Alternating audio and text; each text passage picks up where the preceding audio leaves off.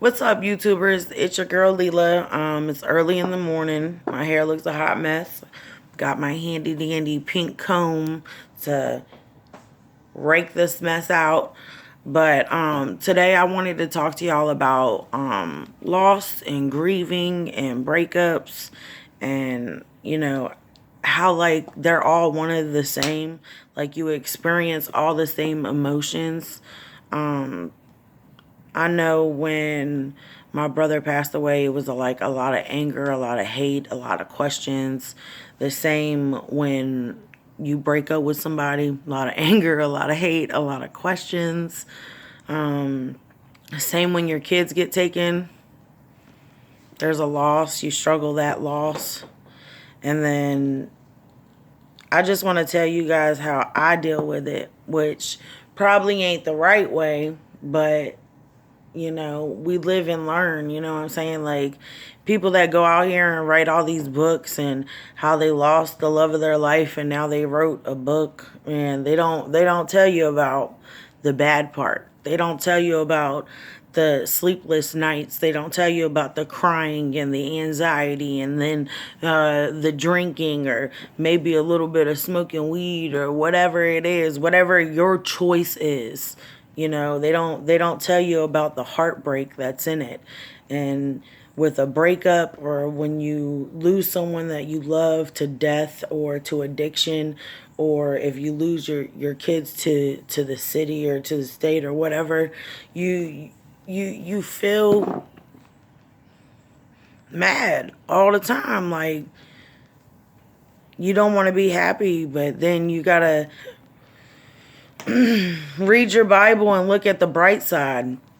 You know what I'm saying? At least you had an opportunity with these people. At least, they taught you lessons along the way, whether they be, lessons on love or guidance or just about friendship or whatever. And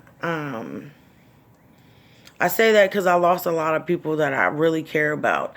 My brother being one of them, my best friend Dion being another one. These people aren't coming back. They don't have the ability to do so. They're not Jesus Christ. So I have to wait and meet them on the other side and see if we're going the same direction. You know what I'm saying? But my little water bottle to do something with this damn hair.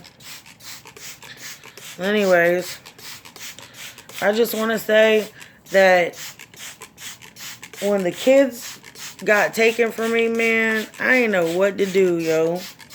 I ain't gonna lie to you, man. I was fucking angry. I was pissed off. I was hurt. Everyone was to blame. I ain't gonna lie. And then it was like, I'm drinking. I couldn't do no type of drugs because, they were doing hair follicle tests on me. And I ain't really big on doing drugs and shit anyway. You know what I'm saying? But I'm just like, it was a hurt. It was a loss. It was like a nonstop crying. Y'all see me crying still for my kids. You know what I'm saying? And that's a lot of hurt in those tears. It's not, it's for my children. It's for my brother. It's for my lost family and friends. It's all like, yo, it's like I ain't got nobody right now. And I'm trying to, deal with shit a healthy way without getting in trouble. I'm trying to fucking do the damn thing a healthy motherfucking way. And it's hard.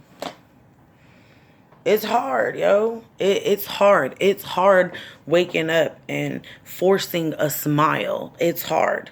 But you got to be thankful for what you got. The sun is shining. I'm not in a grave. I'm not in a coffin whatsoever. Thank the Lord. And I'm not in a hospital. And I'm not in jail right now. I ain't in jail. And I really ain't been the one to go to jail. You know what I'm saying? Like, straight up. I always had a bunch of fucking kids. I always had to watch out for my kids and take care of my kids. So I always try to do the right thing. And it's crazy that when you try to do the right thing, you don't even get help. But I started reading the Bible, y'all. That's what this video is about. Like, I started to really read the Bible when I started to get myself together. After I decided to grow the fuck up and quit partying and stop drinking and stop hanging out. You know what I'm saying? I wanted to get my life together to, you know, see if there would be a difference in my mood. Let me tell you what the difference in my mood is. The nightmares. The nightmares.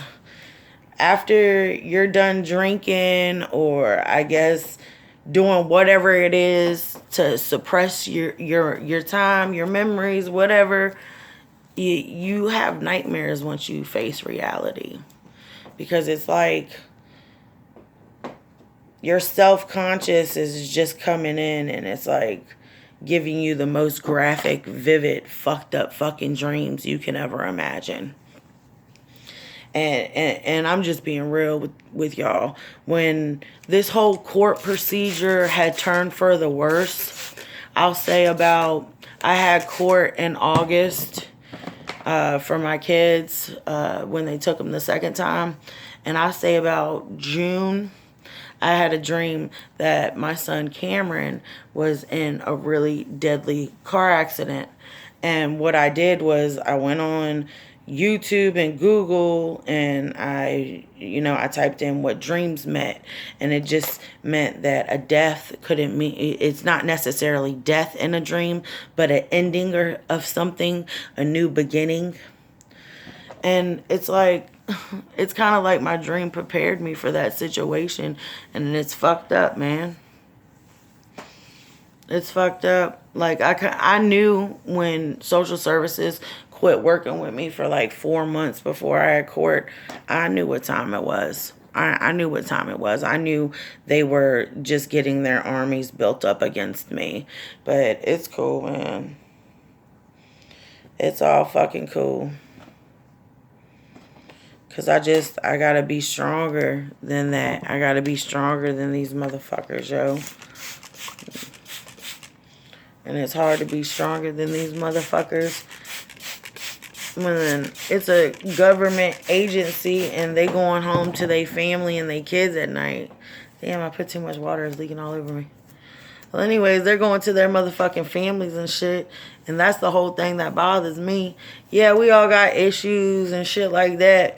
But goddamn it, they got somebody they going home to. What biological family I got that's here with me? Everybody got their own shit going on, you know what I'm saying? Everybody in my own family got their own shit going on. They got their own problems, you know? Fuck.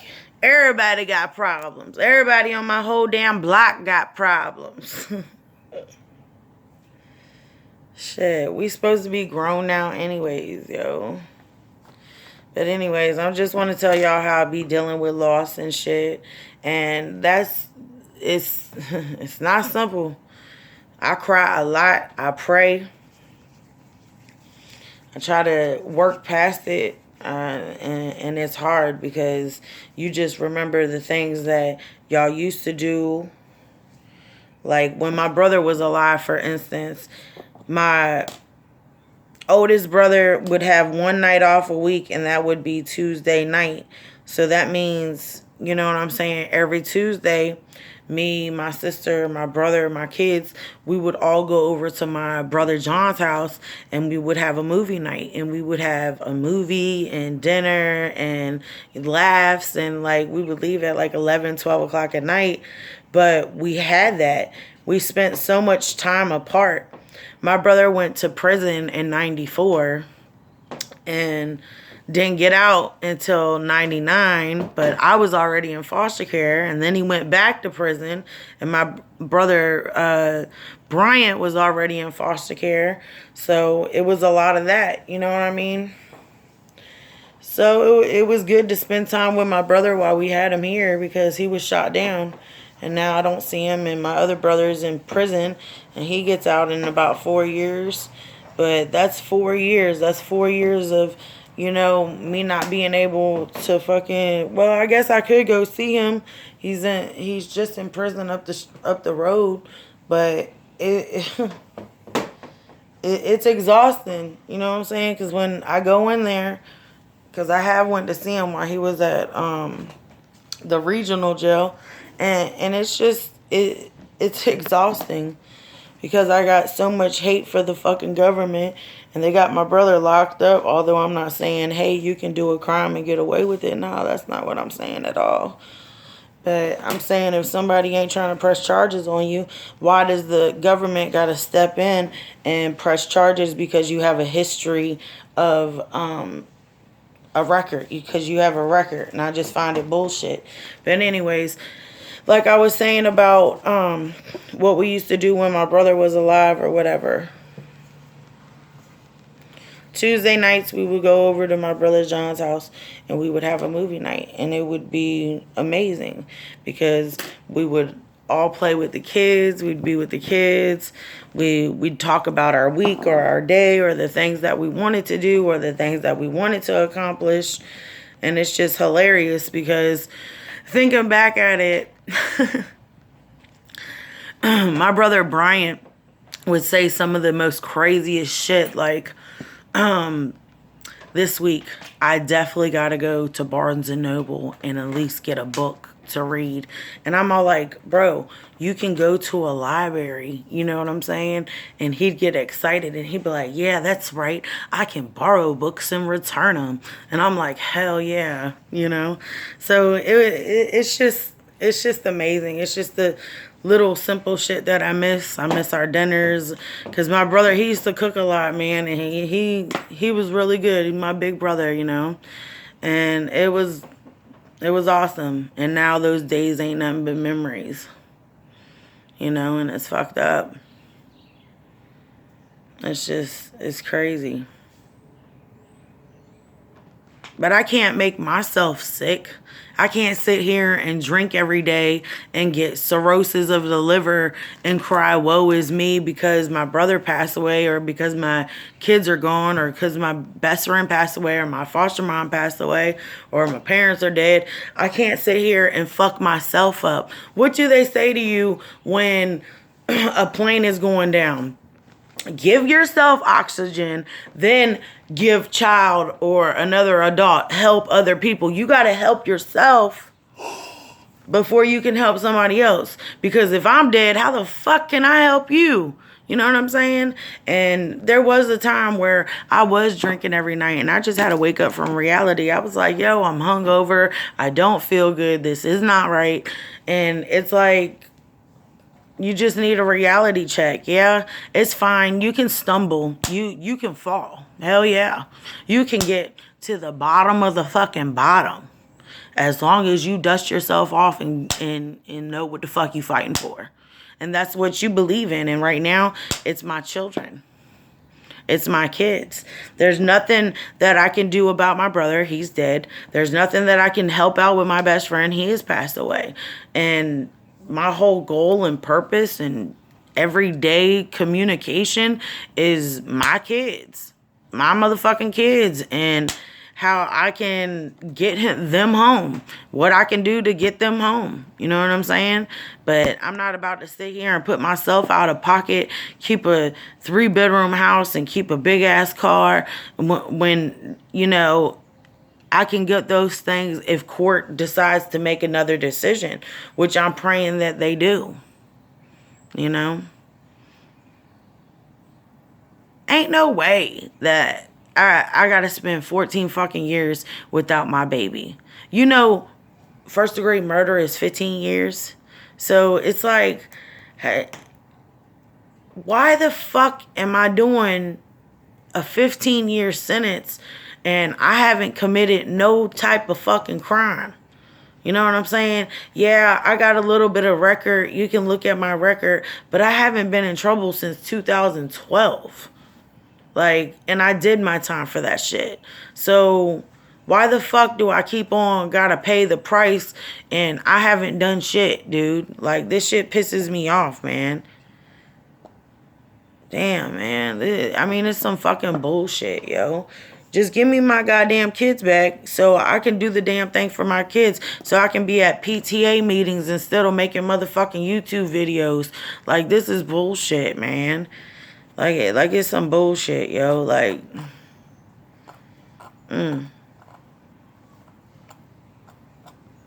I got this thing from Dollar Tree, y'all. Ain't it cool? This is what I was looking at. And it's lip gloss. Look at that. And it smells good. It smells like coconut. But it is, yo, it is silver as a bitch. Look at this shit. Oh, yeah. Silver. Silver as hell. But I like it because it smells good. But anyways, I'm just saying, yo, like, I'm tired of being upset. And I'm upset because I'm young. I'm 31 years old. I should be having my kids.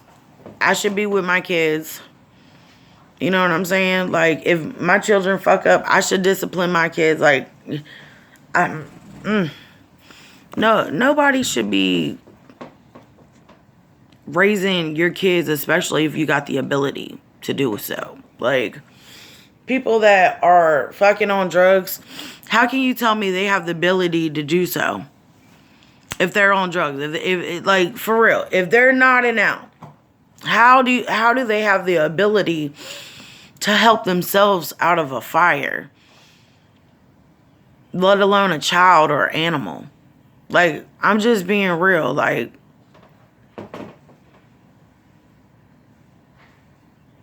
I'm not trying to make every fucking YouTube graphic, like real graphic with the way I talk and shit. But it's like, I love people that have been addicted to shit. I know successful stories where people have changed their life around. But these people, their children was never like taken and shit. You know what I'm saying? Like, it's almost like having your cake and eat it too. It's like, it's almost unfair, you know what I'm saying? Because they can get all out of their mind to where they can't be a normal part of society. They don't work. Like, come on, man. Like, yeah, don't get me wrong. I know a few crackheads that work, but people that are all strung out on dope, yeah, they work until it's time for a piss test. And even so, dope only stays in your system for 3 days. And on top of that, well, I mean, after 3 days, they sick as shit. I've seen it too many times. And you're telling me that that's okay to be around kids? So when these parents don't have money to get dope, or they don't have Suboxone, or they don't have methadone, like, when they're sick and shitting and can't even get out of bed, let alone listen to a child cry, those people are allowed to have their children instead of a mom that gets up at 5 o'clock every fucking day and cooks breakfast still. Like, come on, man. Obviously, look at me. Obviously, I ain't missing no damn meals. And my children won't miss no goddamn meals neither. Like,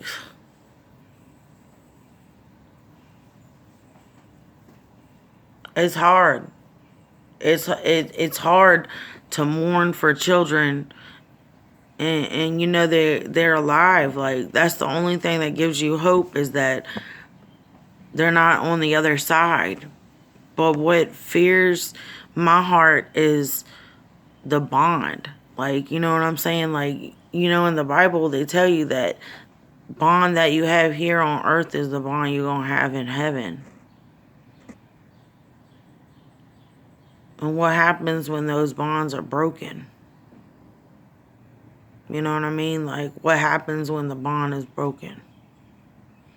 Anything could happen to me today. I could go outside, I could get hit by a car. I could go outside, I could get shot. Anything could happen. And what worries me is my bond with my children.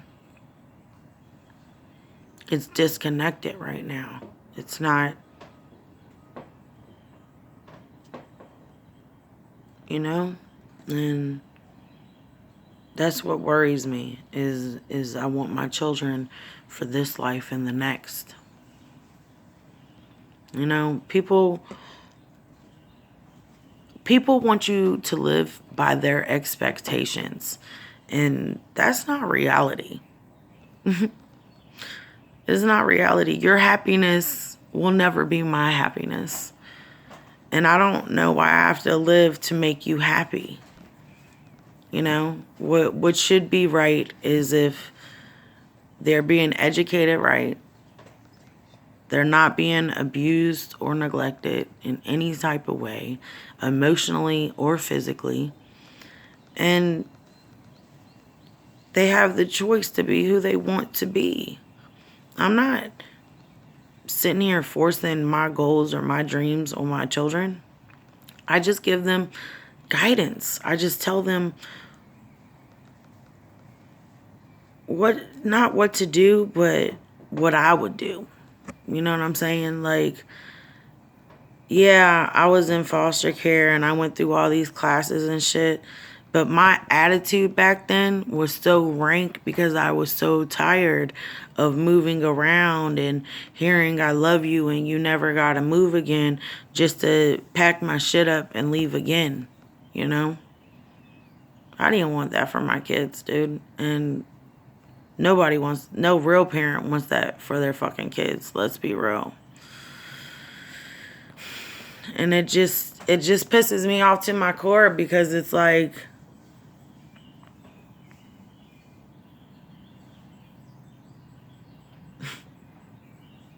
I didn't drop them off with grandma on Friday night so I can go fucking party. I didn't fucking, don't get me wrong, there was times where they had babysitters and shit, but it was occasionally. It wasn't like a every night thing, you know what I'm saying? And I just hate the fact that you want me to be okay after this. Like, I wasn't okay when it happened. I'm not okay today, and I won't be okay tomorrow. The only time that I will be okay is when Valentino is in my arms and he told me nothing happened to him. And each and every one of them, Mikkel to Valentino, I need to hear that they're okay. I haven't heard their voice. Do y'all know my son is going to be 14 in January? That's a critical time for a kid. They're pushing the issue to try to dictate your life, and that's wrong. It is wrong. I mean, dude, he's about to be 14. Like, I hate to... I want to joke on him because his goddamn voice is changing. I want to be there for him if he has girl problems or, you know, whatever issues he has along the way. I should be there for him. Not a foster parent. That foster parent should have been for a child in need. Not saying that I like his rules and regulations because I don't. And we'll talk about that in another video. But my children should be with me because, I mean, if you can't tell, I have a strong fucking character. I have very strong characteristics. And I got that from a lot of wrongdoing. Let me put it that way. I got my ass tore the fuck up as a kid. You know what I'm saying? And I wanted to prevent those future ass whoopings for my children. That's why I wanted to guide them along the way and mold them to be who they were supposed to be. But I feel like their characteristic is now going to be forever changed because there was someone else who is not me. So now on top of me, they have someone else. Not saying that this person is a monster because they could be a good person, but I don't know them. I don't know their family. I don't know their values or beliefs or morals. You know, I don't know these things. But I know what I believe in and what I was doing with the kids.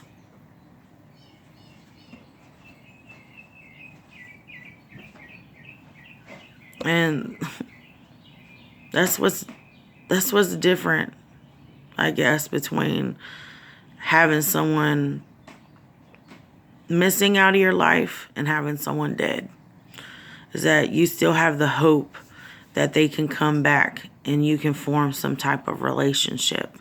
That's the only thing that keeps me going, yo, is that in the future I can build a bond. But don't don't you think someone else should have to pay the price besides me and my children? Like, come on now. Social services should be strung out on court for this shit, yo. You want to sit here and make me seem like the bad guy? Well, let's see what your job is. You know what I personally believe? If all the officers got to have a camera on their fucking glasses or whatever, then social services should too. They shouldn't just come knock on your door and just write a fucking story about you and that be labeled the truth, because half the time it's not. They should have to wear glasses and let us decide that in court. Because let me fight my argument in court. I got clothes right there. Okay, Your Honor. Well, I was just doing laundry. I do have kids. I have dishes in the sink. I believe everybody has been fed that day. I got, you know what I'm saying? Like, they make it seem so fucking horrible in court. Like I'm gonna be real with you. Like,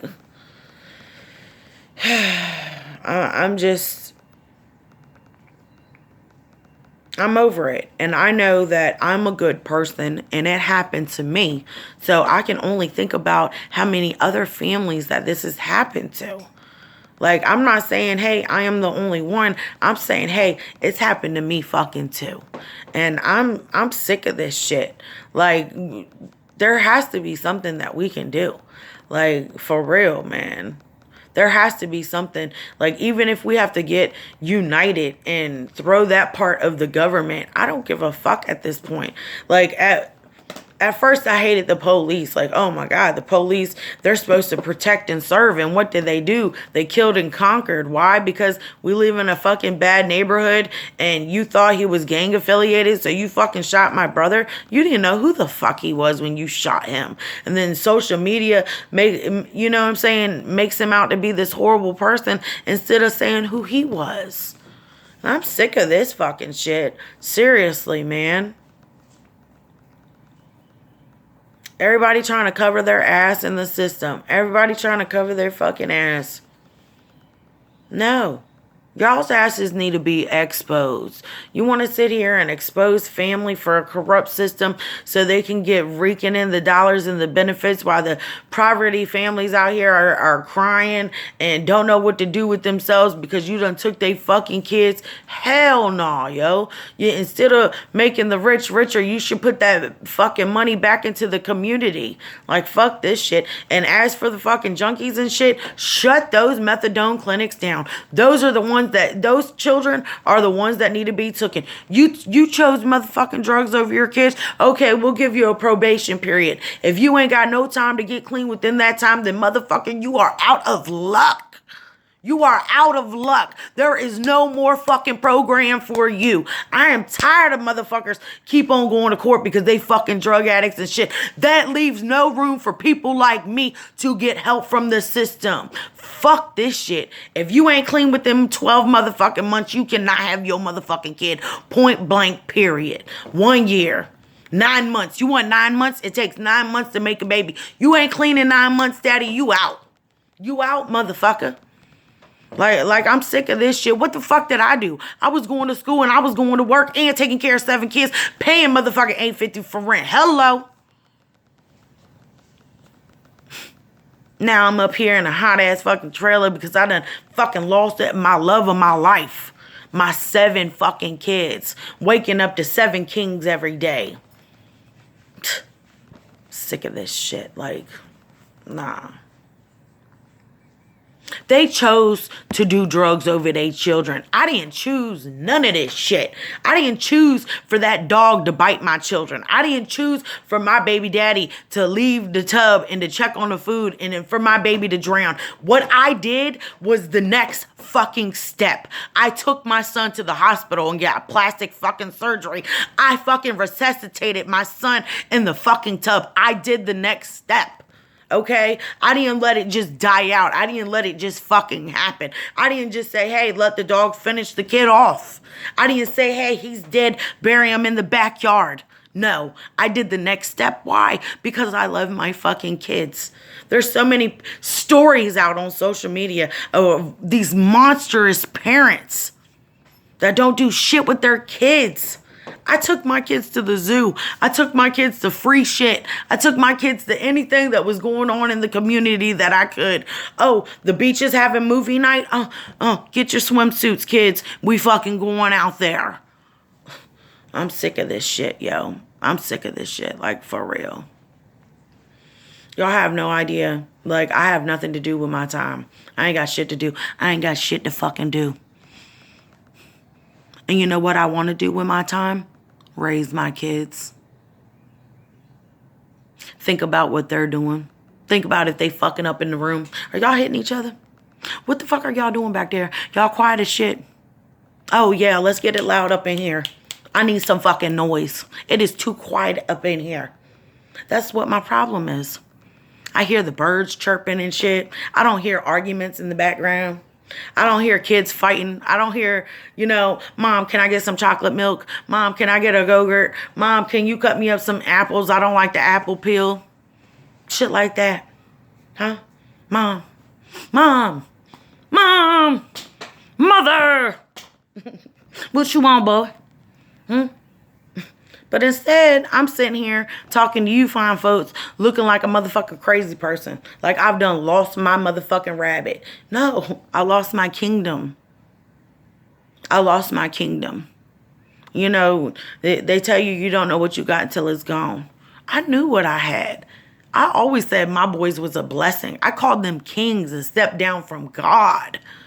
I always said that they were the most high. Below God, right below God.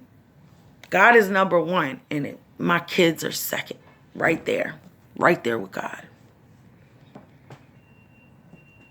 And it breaks my heart tonight.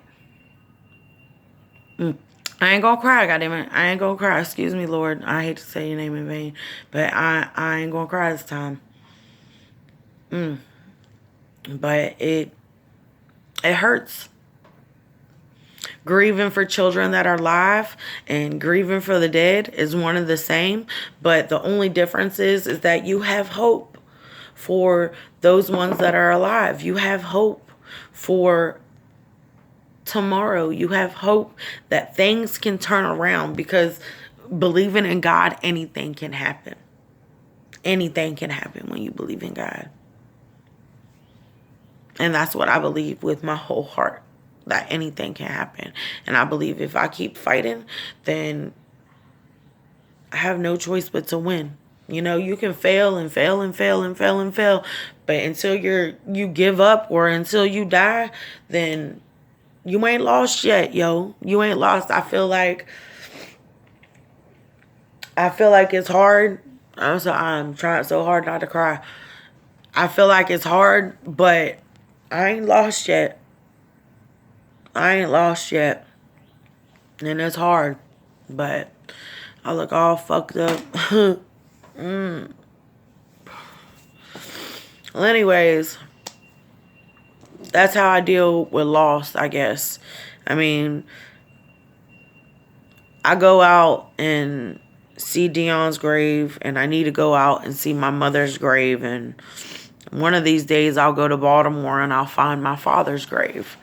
But I do like to go pay my respect to the dead because they taught me a lot while they were here. My mother, I didn't really know her, but through stories, even she and I was one and the same. And that's a beautiful thing. And it just reminds me that my children are pieces of me, the very best pieces of me. And just because they're with someone else doesn't mean that they're not who I am, because I didn't know my mother at all. And being around my family, they say, you're just like your mom. You're Betty Jr. That's what they called me when I was younger. And I see myself in my children. And I hope that they see me too. And they always feel me in their heart. And something that me and my brother would do is we would tell each other that we would stare at the moon and we would be together in connection, because there's one moon that we can all look up to, and just for a moment we could be right there with one another. And I told my boys that at their visitation, that whenever you're sad and it's nighttime, just look outside, look at the moon, because I love watching the stars and looking at the moon. Me and my brother would tell a story about the man on the moon, but that's for another video. I just want to say I appreciate you guys. Sorry, a big ass crybaby and my hair looks like shit, but it is what it is. And y'all stay blessed because your life could be worse. You could be me.